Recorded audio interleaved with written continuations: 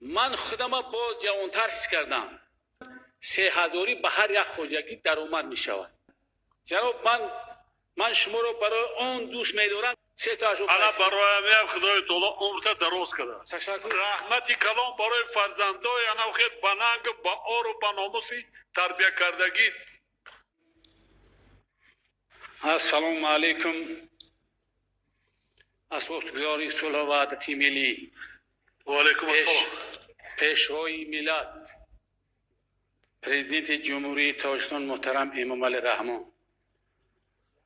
من صاحبکار مردی 80 ساله از ناحیه رشت.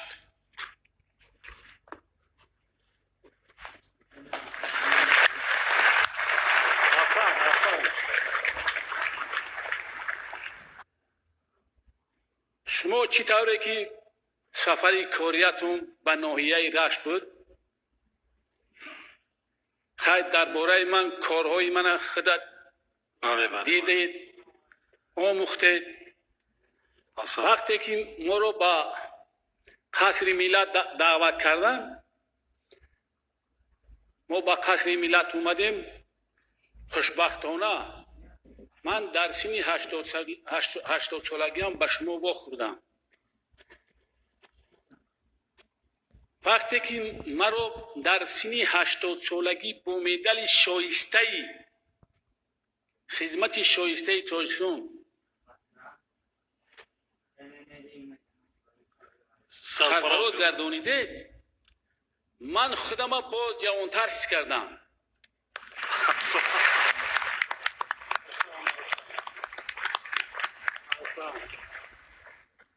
من در پیش شما وعده دادم که با سن سالم نگاه نکرده در سن 42 کیلومتر راه را ممفرش کردم و در پیش شما وعده داده بودم که من 26 کیلومتر راه از نوآباد با کشور نظامی درای کماراب رو ممفرش کرده میدیم.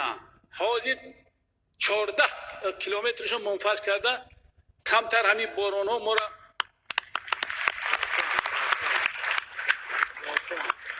جناب عالی، من از متخصص ساحه چاروا همون درای کماراب طرف شرقی افتابرا دریاچه کماراب میگذرد، یگان چاروا گذشته. من با مبلغ خودم یک کپرۆک ساخته، درازیش 15 متر، پهنایش 4 متر، borbardoریش 100 تن. آسان.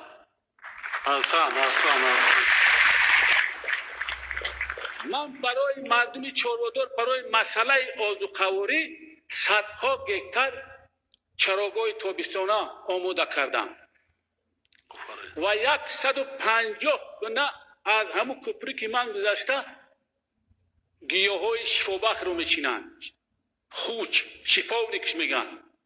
هر یک خوجگی از 1 تن تا 3 تن خوچ استحصال میکنند که تاجرانی خوجند باستانی رفته از درای خونه‌های هوایی 12 کیلوی همون خوچه میخرند.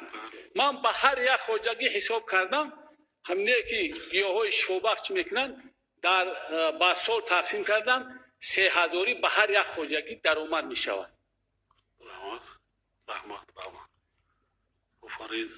نه اینکه من در ناحیه رشت یاری رساندم، در ناحیه رودکی با کسلی های روحی زیاده از 1000 پر کلوش زمستانه برده یاردم کردم. با خانه اینترنتی پیرانسالان ناحیه ترسانده برده یاردم کردم.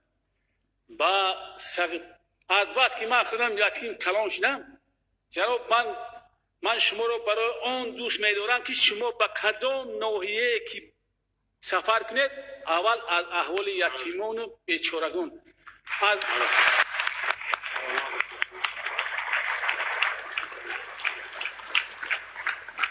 وقتی من 7 ساله بودم، یک رئیس جماعت به من برادرم یک مایکه و تروسو داد. خودم فرمودم من اگر 1 سوم بیام фақат бурда ба ятимо, ба маъюбо, ба хориё чӣ мекунанд? 6 та хона барои камбисоатҳо сохта, 3 та ажо ана бароям ям худои таоло умрта дароз кардааст.